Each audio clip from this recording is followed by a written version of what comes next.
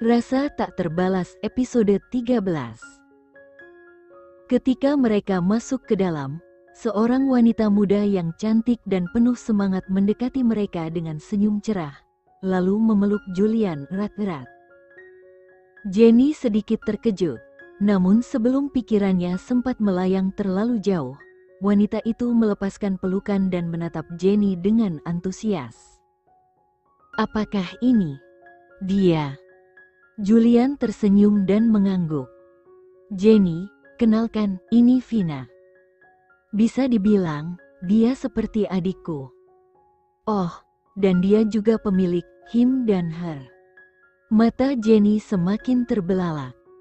Vina, pemilik toko ini?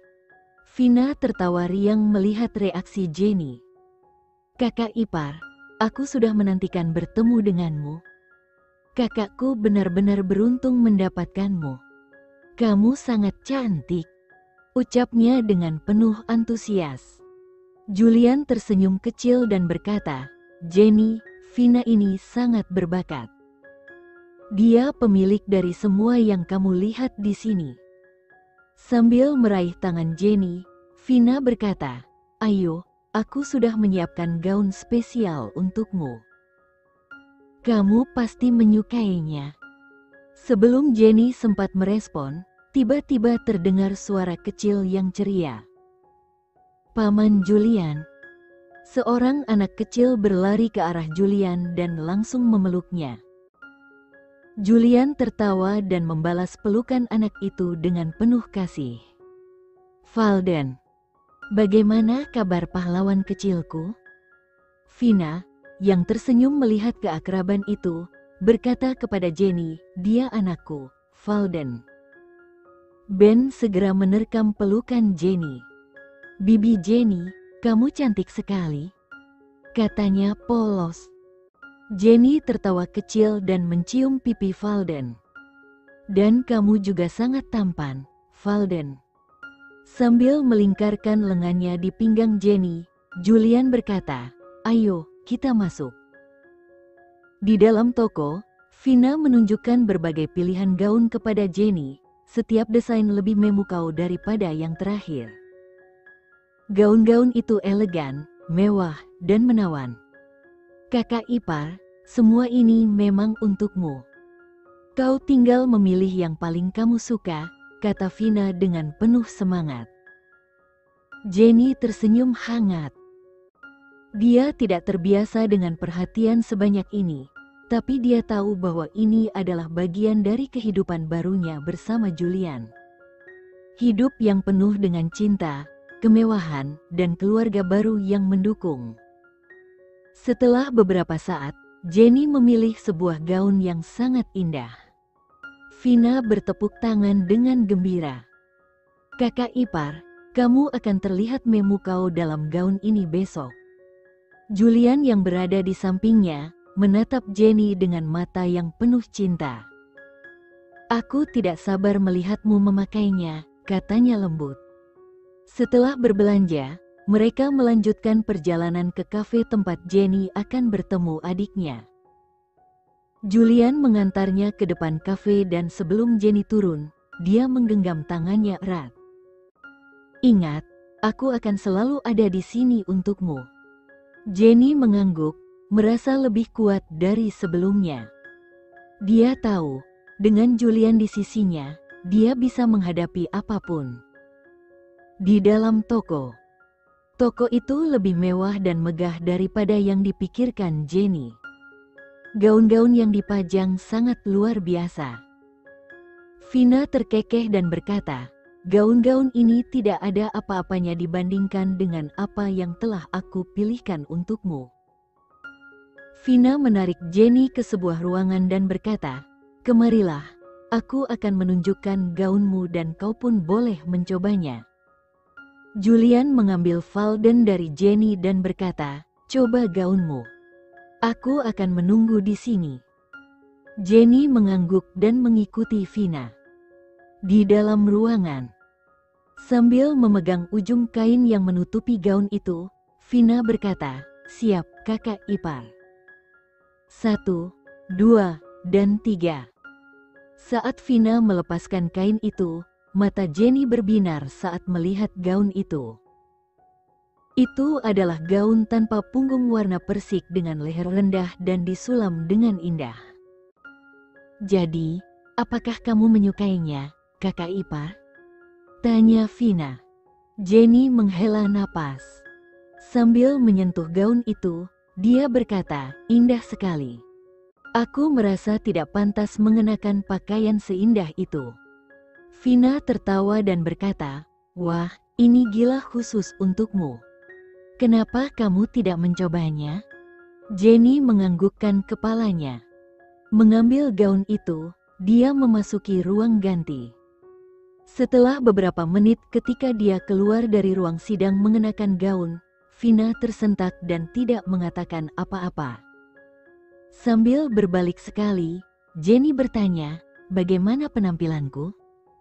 Vina tersenyum dan berkata, kamu tampak cantik. Jenny tersenyum dan berkata, saya rasa perlu sedikit perubahan. Serahkan saja padaku. Aku akan menyelesaikannya. Karena perubahan gaun akan memakan waktu, Jenny dan Vina memutuskan untuk minum teh. Jadi kakak ipar, bagaimana kehidupan pernikahanmu? Tanya Vina. Sambil meletakkan cangkir di atas meja, Jenny menjawab, sampai sekarang baik-baik saja. Sambil memegang tangan Jenny, Vina berkata, kamu telah menikah dengan orang yang hebat. Jenny tersenyum padanya dan berkata, awalnya semua pernikahan itu bahagia. Setelah beberapa waktu, semuanya berubah. Kamu pasti tahu itu, kan? Vina tidak mengatakan apa-apa dan tersenyum lemah pada Jenny. Apa yang terjadi? Apakah ada yang salah? Tanya Jenny. Vina melambaikan tangannya dan berkata, tidak, kakak ipar, kamu tidak mengatakan sesuatu yang salah. Bukan salahmu jika hidupku tidak rumit. Apa maksudmu? Tanya Jenny. Vina menarik napas dalam-dalam dan berkata, Valden tidak punya ayah. Saya seorang ibu tunggal. Setelah berhenti sejenak, Vina melanjutkan, saya dulu tinggal di panti asuhan. Kemudian ketika saya berusia 18 tahun, saya pindah ke apartemen saya sendiri. Saya bekerja sebagai desainer di sebuah perusahaan. Semuanya baik-baik saja. Sampai suatu hari putra pemilik apartemen itu masuk ke apartemen saya dan menodai saya. Jenny memegang tangannya dan berkata, tidak apa-apa jika kamu tidak ingin membicarakannya. Vina tersenyum dan berkata, kita sekarang adalah keluarga jadi tidak ada salahnya menceritakan semuanya kepadamu. Keesokan harinya ketika aku mencoba untuk protes dan bersuara, pemilik rumah mengusirku dari rumah dengan mengatakan bahwa aku adalah seorang jalang yang mencoba menjebak putranya yang tidak bersalah. Tiba-tiba hidupku berubah. Aku diperlakukan tidak sopan dan menjadi tunawisma. Ketika berita tentang bagaimana aku mencoba merayu putra pemilik rumahku menyebar ke seluruh kota, aku bahkan dikeluarkan dari pekerjaanku. Aku merasa sedih dan putus asa pada saat yang sama. Saat aku berjalan di jalan, untungnya aku mengalami kecelakaan. Dia berhenti sejenak dan berkata, ketika aku membuka mataku, aku berada di rumah sakit. Orang pertama yang kulihat setelah aku membuka mataku adalah saudara Julian. Mobil yang menabrakku telah meninggalkanku di jalan. Saudara Julian lah yang membawaku ke rumah sakit. Saudara Julian dan bertanya kepadaku tentang keluargaku. Ketika aku mengatakan kepadanya bahwa aku adalah seorang yatim piatu, tanpa berpikir dua kali dia membawaku ke daerah Surabaya bersamanya. Vina tersenyum dan berkata, kau tahu, kakak ipar, setelah aku bertemu keluarga Baskara, aku mengerti betapa pentingnya sebuah keluarga. Ibu Wulan merawatku dengan sangat baik. Mereka ingin aku tinggal di rumah besarnya, tetapi aku bersikeras untuk tinggal di luar. Kakak Julian mengatur segalanya untukku. Ketika aku mengatakan kepadanya bahwa aku adalah seorang desainer, dia menyuruhku untuk membuka usaha sendiri. Dia membantuku dengan dana dan begitulah Him dan Her berdiri. Setelah 3 bulan, saya tahu bahwa saya hamil. Saya merasa cemas dan ingin menggugurkan kandungan. Namun, saudara Julian mengatakan kepada saya bahwa itu bukan salah bayi itu. Bayi itu tidak bersalah. Dan terlebih lagi, bayi itu juga salahnya. Dia tidak seharusnya membunuh seseorang yang tidak bersalah. Dia mengatakan kepada saya bahwa dia akan selalu ada di sisinya. Dia juga akan mendukungnya. Dia meminta saya untuk tidak takut pada apapun. Saya memutuskan untuk mempertahankan bayi itu. Setelah 6 bulan Valden lahir dan saat aku menggendongnya selama 10 kali pertama, aku merasa sangat bahagia. Aku senang karena aku mendengarkan saudara Julian dan menjaga bayiku. Valden adalah kekasihku dan aku sangat mencintainya. Jenny meneteskan air mata. Setelah mendengar ceritanya, rasa hormatnya kepada Julian semakin bertambah. Julian adalah hal terbaik yang pernah terjadi padanya. Vina tertawa dan berkata, "Itulah kisahku yang tragis, tetapi setidaknya memiliki akhir yang bahagia, kan?" Jenny menepuk kepalanya dan berkata, "Vina, kamu wanita yang sangat manis dan pemberani."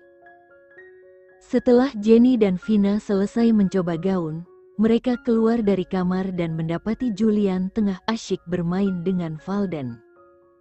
Vina tersenyum hangat melihat pemandangan itu. "Kakak Julian benar-benar menyayangi Valden," katanya pelan. Jenny mengangguk sambil tersenyum. Dalam hati, dia tak bisa menahan diri untuk berpikir tentang betapa luar biasanya Julian sebagai suami. Melihat bagaimana suaminya memperlakukan Valden dengan penuh kasih sayang, membuatnya membayangkan bagaimana Julian akan memanjakan anak mereka kelak. Julian yang memperhatikan senyum Jenny, menoleh dan bertanya, "Apakah semuanya baik-baik saja?" Jenny mengangguk pelan, lalu Vina menambahkan, "Gaunmu sudah beres, Kak. Aku akan mengirimnya langsung ke rumah keluarga Baskara." Julian menepuk kepala Vina dengan lembut. "Malam ini, datanglah ke rumah bersama Valden. Ibu ingin kita berkumpul sebelum acara besok." Valden, dengan wajah ceria, bertepuk tangan. "Aku akan bertemu kakek dan nenek hari ini." Jenny mencubit pipi Ben sambil tersenyum. "Ya, kamu akan bertemu mereka." Ben pun bertanya lagi, "Bibi cantik juga akan ada di sana?" Jenny tertawa kecil, "Ya, tentu saja." Setelah perbincangan singkat itu, Julian dan Jenny pun berpamitan. "Aku akan mengirim mobil untuk menjemput kalian nanti malam," kata Julian kepada Vina sebelum mereka pergi. Saat mereka berjalan menuju mobil, Julian meletakkan tangannya di bahu Jenny dan dengan suara lembut bertanya, "Apa yang sedang kamu pikirkan?" Jenny menyandarkan kepalanya ke dada Julian, merasa nyaman. "Kamu benar-benar pria yang luar biasa, Tuan Julian," katanya dengan nada lembut. Julian tertawa kecil, "Katakan sesuatu yang tidak ku ketahui." Setelah melihat jam tangannya, dia melanjutkan, "Sekarang sudah pukul 3.45. Sudah waktunya kau bertemu dengan adikmu di kafe. Ayo kita berangkat." Setelah perjalanan singkat selama 10 menit, mereka tiba di depan kafe. Sebelum Jenny turun, Julian dengan lembut mengusap rambutnya. "Aku akan menunggumu di sini. Jika ada apa-apa, telepon aku." Jenny mengangguk dan keluar dari mobil. Di dalam kafe. Saat Jenny memasuki kafe, ia mulai mencari Dania. Tak butuh waktu lama, Dania melambaikan tangan dan memanggil, "Kakak, aku di sini." Jenny berjalan mendekat dan duduk di kursi yang berhadapan dengan adiknya. "Apa yang ingin kau katakan?" tanyanya to the point. Dania menyeringai. "Kau bahkan tidak menyapaku dulu," katanya dengan nada sarkastik. Setelah berhenti sejenak, dia melanjutkan, "Tapi aku mengerti, kakak. Aku pantas mendapat perlakuan dingin darimu." Jenny tersenyum sinis. "Setidaknya kau sadar akan sesuatu." Dania mengabaikan sindiran itu dan melanjutkan, "Apakah kamu menerima undangan hari ini?" Jenny menggeleng. "Tidak." Dania mengeluarkan undangan dari tasnya dan meletakkannya di atas meja. "Ini undangan dari keluarga Baskara. Putra tertua mereka, Julian, akan mengadakan pesta penyambutan untuk istrinya besok." Jenny tersenyum kecil. "Lalu, apa hubungannya denganku?" Dania menyeringai tajam. "Aku tahu kau berusaha keras untuk merayu Julian demi menyelamatkan perusahaan Hanjaya." Mata Jenny terbelalak sesaat karena terkejut, namun ia tetap tenang. "Mengapa aku harus merayu suamiku sendiri?" pikirnya dalam hati. "Apa yang kau dapat dari semua usahamu?" lanjut Dania. "Julian sudah menikah dengan orang lain, dan dia bahkan tak peduli mengundangmu. Kau benar-benar berpikir bahwa dengan menawarkan tubuhmu, dia akan menikahimu? Pria seperti Julian pasti punya banyak pilihan wanita yang siap menunggunya dimanapun." Jenny memutar matanya. "Langsung saja ke intinya," katanya dengan nada tegas. Dania menyandarkan tubuhnya ke kursi dan tersenyum puas. "Julian sudah menikah. Kau seharusnya berhenti merayunya. Dan jangan lupa, Raka juga sudah menikah.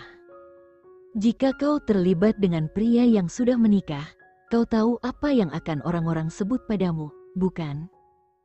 Seorang wanita simpanan." Jenny hampir tertawa mendengar tuduhan adiknya. "Wanita simpanan? Demi Tuhan, aku adalah istri sah Julian," pikirnya. Dania merasa menang, menatap Jenny dengan penuh kemenangan. "Ada satu hal yang dimiliki seorang istri yang tak bisa dimiliki oleh seorang simpanan," kata Dania sambil memamerkan cincin kawinnya. Cincin pernikahan. Saat Dania menunjuk cincin di jarinya, Jenny baru menyadari bahwa ia tidak pernah menerima cincin kawin dari Julian. Perasaan kecewa dan marah mulai muncul dalam dirinya. Bukan kepada Dania, karena waktu akan membuktikan siapa sebenarnya yang lebih berhak, tetapi marah kepada Julian. Bagaimana bisa ia, sebagai istri sah, tidak memiliki cincin kawin? Perasaan itu membuatnya merasa seperti seorang wanita simpanan, dan hal itu menyakitinya. Melihat perubahan di wajah Jenny, Dania tersenyum puas. "Ingat, kakak, kau tidak akan pernah menjadi bagian dari keluarga Baskara, kau tidak pantas."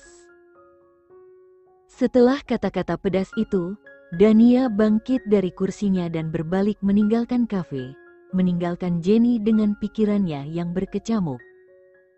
Saat Julian melihat Dania keluar dari kafe, dia dengan sabar menunggu Jenny muncul. Beberapa menit berlalu, namun masih tak ada tanda-tanda kehadiran istrinya. Perasaan cemas mulai merayapinya. Merasa ada yang tidak beres, dia bergegas turun dari mobil dan berlari masuk ke dalam kafe. Sesampainya di dalam, rasa lega langsung menyelimuti dirinya saat melihat Jenny masih duduk di sana. Namun, ada yang aneh, Jenny duduk diam tanpa bergerak. Dengan langkah cepat, Julian mendekatinya dan berkata, "Kenapa kamu masih di sini?" Namun, tidak ada jawaban. Julian mengerutkan kening. "Ada apa, Jenny? Apa yang terjadi?" Tetap tidak ada balasan. Dia meraih tangan Jenny dan mencoba membantunya berdiri. "Apakah dia menyakitimu?" tanyanya dengan khawatir. Jenny segera menepis tangannya dan berlari keluar dari kafe tanpa sepatah kata pun. Perilakunya yang aneh membuat Julian bingung. Tanpa berpikir panjang, dia mengejarnya. Saat Julian keluar dari kafe, Jenny sudah berada di dalam mobil. Segera setelahnya, dia masuk ke dalam mobil juga dan memberi instruksi kepada sopir untuk segera berangkat. Menatap Jenny yang duduk jauh darinya, dia mencoba mencari tahu apa yang terjadi. "Jadi, kamu mau kemana sekarang?" tanyanya. Namun, lagi-lagi, Jenny tidak menjawab. "Jenny, tolong ceritakan apa yang terjadi," pinta Julian, suaranya penuh kekhawatiran. Tetap tidak ada respons. Jenny hanya diam, tak berkata apapun. Sopir yang kebingungan melihat suasana itu, bertanya, "Tuan, kemana kita pergi?" Julian menghela napas dan menjawab, "Bawa kami pulang." Sepanjang perjalanan, suasana dalam mobil terasa mencekam. Julian merasa cemas dan bingung. Jenny baik-baik saja saat masuk ke kafe. Apa yang terjadi di dalam kafe yang membuatnya berubah begitu drastis? Begitu tiba di rumah, Jenny langsung turun dari mobil dan bergegas masuk ke dalam tanpa menoleh. Melihat istrinya pergi begitu saja, Julian menghela napas berat. Dia menatap sopirnya dan bertanya, "Apakah kamu sudah menikah?" Sopir itu menggeleng. "Belum, Tuan." Sambil mengancingkan jasnya, Julian berkata, "Jangan pernah menikah." Wanita sulit dimengerti, terutama istri. Sopir itu mengangguk dengan penuh keseriusan. Jika bahkan bosnya yang tangguh merasa bingung dengan istrinya, bagaimana mungkin dia, seorang sopir, bisa memahami wanita? Setibanya di kamar, Julian melihat Jenny duduk di tempat tidur dengan ekspresi yang tidak bisa dia pahami. Dengan hati-hati, dia mendekat dan bertanya, "Apakah kamu marah padaku?" "Enggak," jawab Jenny pendek. Julian mengerutkan kening. "Lalu kenapa kamu bersikap seperti ini? Apa yang terjadi?" Jenny melotot tajam padanya. "Kamu benar-benar tidak tahu, ya?" "Hebat sekali." Julian merasa frustrasi. "Bagaimana aku bisa tahu kalau kamu tidak memberitahuku apa yang terjadi?" Jenny berdiri dan berkata, "Kalau kamu tidak tahu, tidak ada gunanya membicarakannya." Keluar dari kamarku, aku mau ganti baju. Melihat istrinya begitu marah, Julian merasa takut. Tanpa berpikir panjang, dia keluar dari kamar dengan cepat. Di ruang belajar, Julian duduk sambil mencoba memikirkan apa yang salah.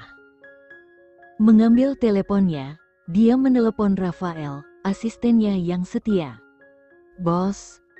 Rafael menjawab dengan sopan. "Aku butuh rekaman CCTV dari Cafe Tonight antara pukul 4 hingga 5 sore. Fokuskan pada istri bosmu dan saudara perempuannya." "Kamu punya waktu 10 menit, kata Julian tegas. Setelah menutup telepon, Julian menunggu dengan gelisah. Beberapa menit kemudian, rekaman CCTV yang diminta dikirimkan oleh Rafael. Tanpa membuang waktu, dia langsung memutarnya. Di rekaman tersebut, semuanya tampak biasa. Jenny tampak tersenyum saat berbicara dengan Dania. Namun, Julian tiba-tiba berhenti saat melihat Dania menyentuh cincinnya. Dia menyipitkan matanya saat melihat ekspresi Jenny yang berubah. Istrinya kemudian mengangkat tangan kirinya, menatapnya sejenak, dan tampak terpukul. Saat itulah Julian menyadari kesalahan besarnya, dia lupa membelikan cincin pernikahan untuk Jenny. Dia merasa bodoh dan marah pada dirinya sendiri. Bagaimana mungkin dia bisa melupakan hal yang begitu penting? Pikirannya terganggu ketika teleponnya bergetar. Melihat nama yang muncul di layar, suasana hatinya semakin buruk. Itu Rafael, asistennya. Dia yang seharusnya mengingatkan hal-hal penting seperti ini. Saat menjawab telepon, Julian berkata dengan suara dingin, "Kenapa kamu tidak mengingatkanku untuk membelikan istriku cincin kawin? Kamu sudah bosan bekerja di sini? Semua liburanmu bulan ini dibatalkan. Dan jika kamu tidak menemukan ide untuk memperbaiki ini dalam waktu 10 menit, bonusmu untuk 6 bulan ke depan juga hilang."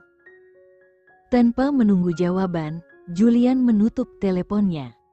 Rafael tidak tahu apakah harus tertawa atau menangis. Bagaimana bisa bosnya menyalahkannya atas sesuatu yang sebenarnya menjadi tanggung jawab Julian sendiri, yaitu lupa membawa cincin kawin? Menghela napas panjang, dia menamparkan kepalanya beberapa kali, berusaha memikirkan solusi terbaik untuk situasi ini. Sementara itu, di kamar Jenny duduk termenung di tempat tidur. Dia mulai menyadari bahwa sikapnya tadi agak keterlaluan. Rasa bersalah perlahan menguasai dirinya. Jenny tahu bahwa Julian mungkin lupa hal-hal kecil karena keadaan pernikahan mereka yang tak biasa, dan ini wajar terjadi. Dia memutuskan untuk meminta maaf kepada suaminya. Mengambil napas dalam-dalam, dia turun dari tempat tidur dan dengan tekad yang bulat, berjalan keluar kamar menuju ruang belajar Julian. Di ruang belajar, Julian sibuk memikirkan cara untuk memperbaiki situasi. Saat sedang tenggelam dalam pikirannya, teleponnya berdering. Mengangkat telepon, ia berkata tegas, "Bicaralah." Dari seberang telepon terdengar suara bersemangat dari Rafael. "Bos, saya punya ide bagus." "Sebaiknya ide itu benar-benar bagus," balas Julian, suaranya tetap tegas. Rafael memutar matanya, lalu dengan yakin berkata, "Kenapa tidak membelikan cincin kawin untuk Nyonya hari ini dan memberikan cincin itu di pesta besok di hadapan semua orang? Itu pasti membuatnya terkesan." Senyum kecil muncul di wajah Julian. Dia memang punya asisten yang cerdas. "Ide yang bagus. Datang jemput aku dari rumah Li sekarang. Kita akan pergi ke toko perhiasan dan kamu akan membantuku memilih cincin yang sempurna untuk istriku." "Segera, bos," jawab Rafael tanpa ragu. Baru saja Julian meletakkan teleponnya, terdengar ketukan di pintu ruang belajarnya. "Masuk," teriaknya. Pintu terbuka perlahan dan terlihat Jenny yang melangkah masuk. Saat melihatnya, Julian segera berdiri dari kursinya. "Kamu tidak perlu mengetuk sebelum masuk, Jenny." Jenny menundukkan kepalanya sedikit, tampak ragu. "Sebenarnya, aku ingin mengatakan sesuatu." Julian berjalan mendekatinya. "Ada apa?" Dengan suara pelan namun penuh penyesalan, Jenny berkata, "Maafkan aku. Aku tidak seharusnya bersikap begitu kasar padamu tadi." Julian mengangkat alisnya, tersenyum sedikit. "Kamu tadi kenapa?" Jenny menarik napas dalam-dalam, lalu mengulangi dengan lebih tegas, "Aku minta maaf." Julian melipat tangannya dan mulai bercanda. "Kamu memang terlalu kasar." Jenny mengangguk dengan kepala tertunduk. "Aku minta maaf. Rasanya aku benar-benar terluka. Aku minta maaf. Sungguh, aku sangat merasa tersinggung. Aku minta maaf." Julian terus bermain-main, mengeluhkan hal-hal kecil, sementara Jenny terus mengulang-ulang permintaan maafnya. Hingga akhirnya Julian tersenyum nakal dan berkata, "Apa kamu pikir permintaan maaf ini cukup untuk mengatasinya, Nyonya Jenny?" Tanpa banyak bicara, Jenny mendekat, menatap suaminya sejenak, lalu dengan cepat mencium pipinya. Sebelum Julian sempat merespons, Jenny langsung bergegas keluar dari ruang belajar. Julian tertegun, tak percaya dengan apa yang baru saja terjadi. Meskipun hanya sekilas, ciuman itu membuatnya merasa pusing. Setelah sadar, dia tersenyum lebar dan berteriak, "Jenny, itu belum cukup." Namun, Jenny sudah lama pergi. Dengan senyum di wajahnya, Julian hanya bisa menyisir rambutnya dengan puas. Beberapa saat kemudian, Rafael tiba di rumah keluarga Baskara untuk menjemput bosnya. Julian menaiki mobil dengan kartu undangan di tangannya.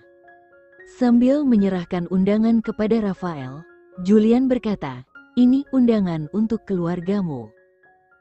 Pastikan mereka hadir besok di acara. Aku ingin kamu datang pagi-pagi ke lokasi untuk memeriksa keamanan. Juga, aku sudah menyiapkan jas untukmu di hotel. Kirimkan mobil untuk menjemput keluargamu besok." Rafael tersenyum, terharu dengan kebaikan bosnya. Meskipun dikenal dingin, Julian selalu memperhatikan orang-orang di sekitarnya dengan penuh perhatian. Tidak hanya dia, tetapi bahkan staf paling sederhana di perusahaan Bagotama diperlakukan dengan penuh hormat oleh Julian. "Berhentilah tersenyum dan bergeraklah," kata Julian. Senyum Rafael langsung memudar, dan dia memberi isyarat kepada sopir untuk segera menyalakan mobil. Sementara itu Bima, Yasmin dan Yuda sibuk mempersiapkan diri untuk besok. "Merah muda," teriak Yasmin. "Tidak biru," kata Bima. "Apa yang kamu ketahui tentang warna?" "Aku bilang merah muda berarti merah muda," kata Yasmin. "Seolah-olah kamu tahu segalanya tentang warna," kata Bima. "Aku seorang gadis, jadi aku tahu," kata Yasmin. "Yasmin, aku bilang biru." "Selesai," teriak Bima. "Ini bukan transaksi bisnis, oke? Ini bukan kantormu. Jadi, berhentilah memerintahku. Aku bilang merah muda berarti merah muda," teriak Yasmin. Yuda mencubit alisnya dan berkata, "Baiklah, sekarang hentikan kalian berdua. Ini bukan pesta ulang tahun bayi perempuan atau laki-laki, oke? Jadi, merah muda dan biru. Pesta ini seharusnya romantis, jadi kita akan pilih warna merah dan putih. Kuharap aku sudah menjelaskannya dengan jelas." Bima dan Yasmin tercengang. Sambil memutar matanya ke arah Bima, Yasmin berkata, "Dasar pebisnis bodoh. Anak kecil punya selera yang lebih baik darimu. Hei, bahkan kamu ingin warna pink," teriak Bima. "Aku hanya ingin tahu seberapa bodohnya dirimu. Dan ternyata aku benar. Kamu tidak hanya bodoh, kamu juga tidak punya selera warna yang bagus. Pantas saja kamu tidak punya pacar," kata Yasmin. Bima menyipitkan matanya dan berkata, "Pantas saja kamu tidak punya pacar." Yuda menutup telinganya ketika mereka mulai bertengkar lagi. "Ah, berhenti. Bro Bima dan sis Yasmin, kalian berdua sama saja. Kalau kalian berdua jomblo, kenapa kalian tidak berpacaran saja?" teriak Yuda dan pergi. Yasmin dan Bima saling menatap. Bima tersenyum dan bertanya, "Jadi?" Yasmin mengangkat alisnya dan bertanya, "Ada apa?" Melangkah beberapa langkah ke arahnya, Bima berkata, "Apa yang dikatakan Yuda sekarang bukanlah ide yang buruk." Yasmin tersipu. Dia segera berbalik dan mencoba melarikan diri, tetapi Bima menangkap tangannya dan berkata, "Mengapa kamu melarikan diri seperti ini? Jawab aku dulu." Yasmin mengerucutkan bibirnya dan berkata, "Bisakah aku mendapat waktu untuk berpikir?" Bima melepaskan tangannya dan berkata, Saya butuh jawaban besok di pesta. Kamu mengajak seorang gadis untuk berkencan denganmu. Jadi berhentilah memerintah. Dasar bodoh.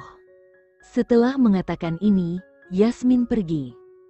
Bima berdiri di sana sambil menggaruk-garuk kepalanya tanpa daya. Di toko perhiasan. Tidak. Warnanya tidak bagus.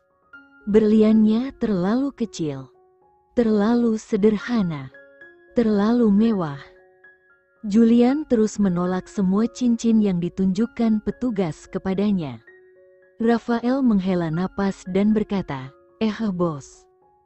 Kalau begini terus, toko ini akan kehabisan cincin.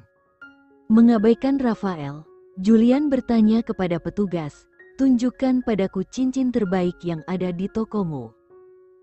Aku ingin sesuatu yang sangat unik dan istimewa untuk istriku. Sesuatu yang tidak akan dimiliki orang lain. Petugas itu tersenyum pada Julian dan berkata, kami memang punya cincin khusus di toko kami yang baru sampai kemarin. Tapi, Julian menyipitkan matanya dan bertanya, tapi apa? Sekian dulu ya video kali ini, kita lanjutkan lagi videonya di lain waktu. Oh iya, bagaimana menurut kalian? Semoga bisa sedikit menghibur kalian semua. Untuk teman-teman yang baru nonton, jangan lupa subscribe ya, hehehe. Dan kalau teman-teman ada yang ingin gabung langganan, bisa langsung gabung saja untuk dapat fitur yang menarik dan sedikit membantu Mimin. Terima kasih banyak sudah menonton, sampai jumpa lagi, bye.